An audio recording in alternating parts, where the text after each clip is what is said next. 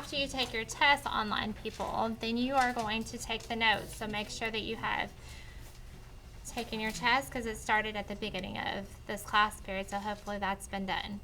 Okay, so topic 1.6 is the effects of changing dimensions on an area. So since I stated 60 here, what do you think we're going to do? Yep. So if they tell you that part of a triangle gives you 30 or 60, then they want you to use that. Okay, to solve for x, we've got 2x is equal to 8. So what's x? 4.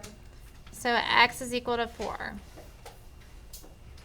Now the area of a rectangle is length times width. So my length, Madison, would be what? What would the length be? The length is the longest one. What would that be?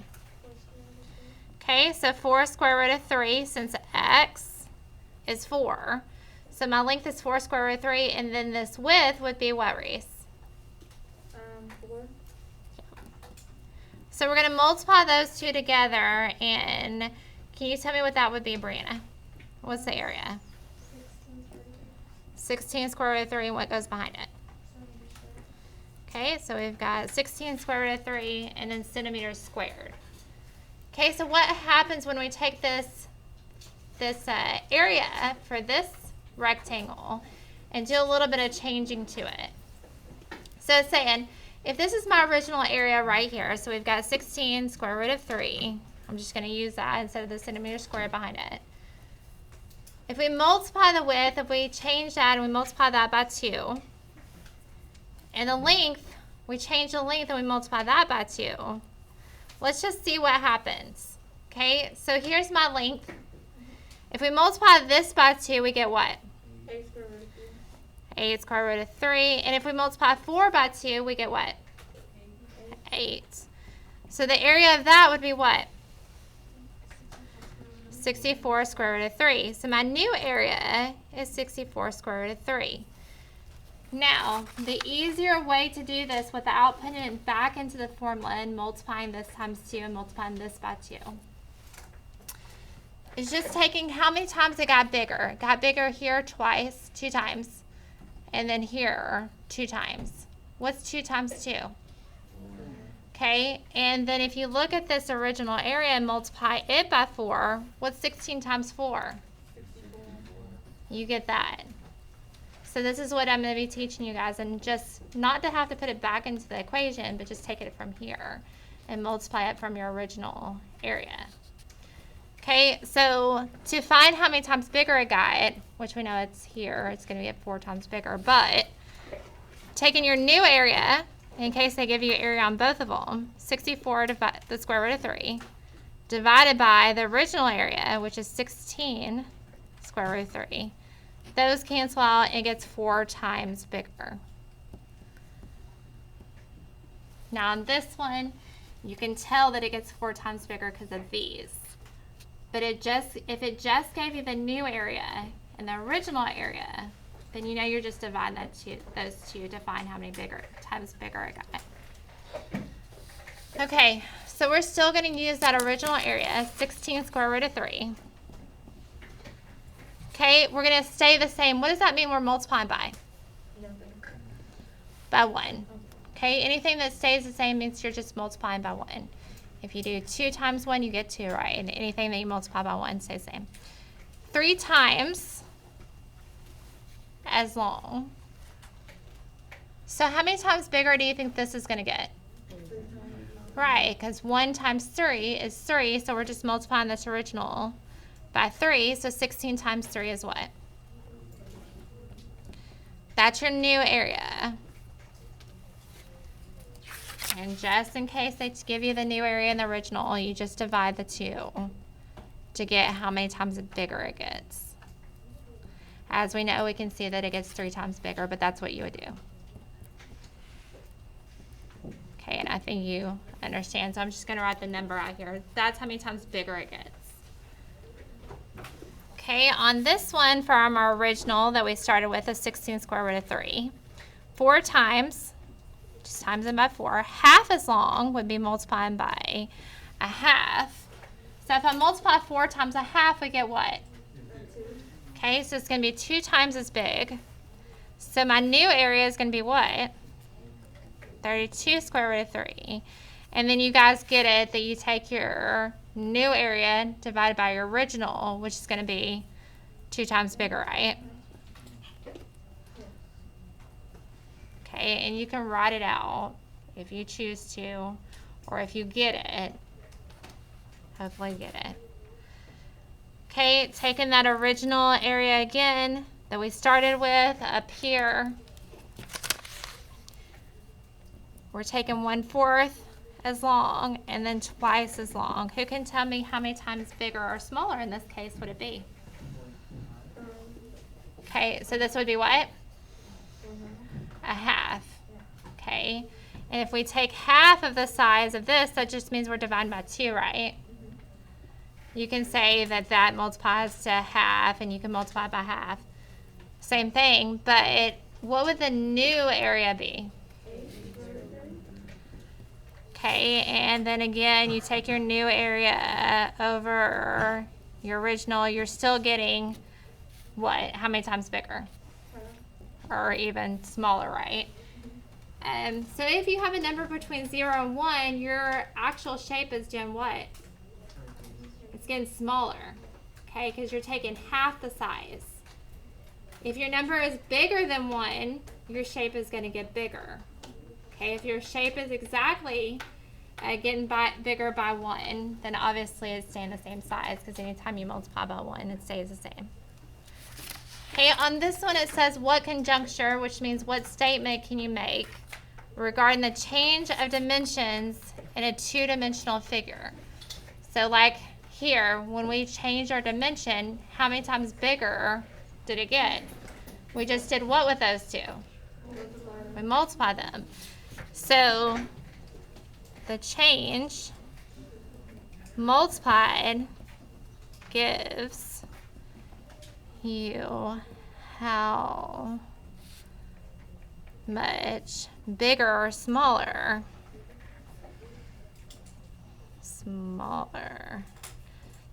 your shape will be.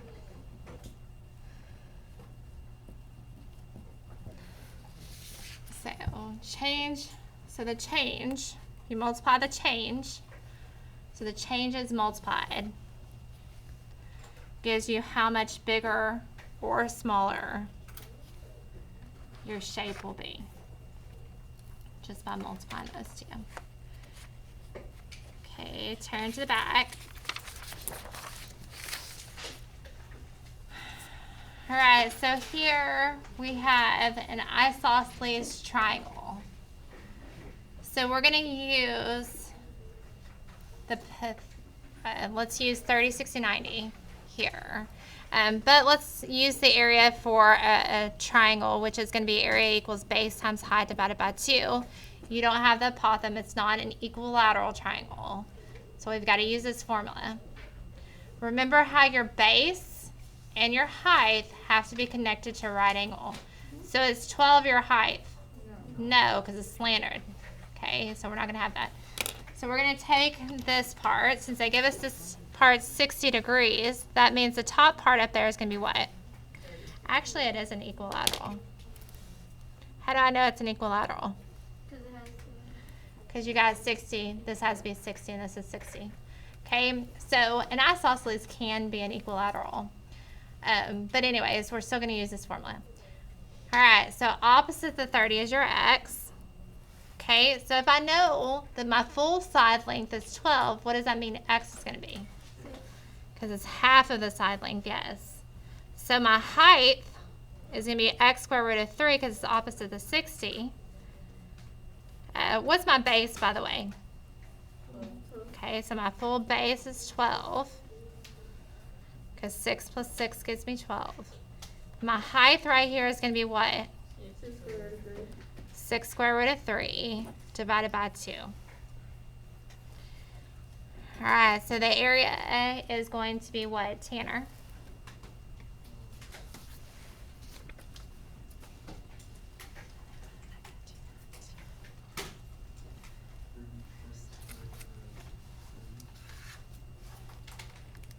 1 second. So you said 36 square root of 3, and then what's going to go behind it? Okay, so we're not done, right? That's just the area of this triangle here. Now, we want to find the area of the isosceles triangle below if its base were doubled and the height were tripled. So let's just use what we did in front. If we double something, that means we're multiplying by what? Okay, so I'm going to write that down here. So we're multiplying by 2. That's what double means. And if the height was tripled, what does that mean? Times 3. So how many times bigger is this shape going to get? 6. Not 5. Right, because you're multiplying them. 2 times 3. We're going to get 6 times bigger. Is that going to be easier to multiply this by 6 or to put in the base, multiply it by 2, take the height and multiply it by 3, put it back in the formula? Okay, if you understand that it's getting 2 times bigger here and 3 times bigger here, just multiply the 2. So altogether, it gets 6 times bigger from that original area. Does that make sense? Mm-hmm. All right, then Cooper, what's my change triangle area? What would that be? 216 square root of 3. Okay, so 216 square root of 3, what? Meters squared. Yes, and that's what it's looking for. So if you find the original area, just look to see what's changed, multiply the 2, then multiply that by your area, and you'll get the changed area. Okay, so we're going to find the original area of this rhombus. So that's going to be diagonal 1 times the diagonal 2 divided by 2. So it's a good thing that they give me this part, because if this is 4, what's this part over here? 4. So what's one of my diagonals here? Okay. My other diagonal, that's 5, so 5 plus 5, that gives me 10. So what is the area of this rhombus? So we've got 40, is that inches or feet? That's inches, right? It's got 2 of them. Okay, inches squared. They had one little thing, it's feet. Okay, so my diagonal times the other diagonal divided by 2 is my formula for a rhombus. So we get 40, is that correct? Yeah. 80 divided by 2 is 40. Okay, let's see how many times bigger it gets. Okay, so the one diagonal is halved. That means I multiply by half, right? And the other one's double. That means I multiply by 2. So 2 times a half is what? 1. So that means I'm multiplying it by 1. So what's my area? 40. Did it change? No, because I'm multiplying by 1. So because a half times 2 is 1, I multiply that by 1. It didn't change. Okay, got it. The last one, now here, let me read it. The area of a triangle is 36 square millimeters. So here they're giving you the area. Then it says, suppose the height was 3 times long, means we're multiplying by what? 30. Okay, and then the base was 4 times, so that means we're going to multiply by 4. All right, and then I'll walk around and see what you guys are getting with this one.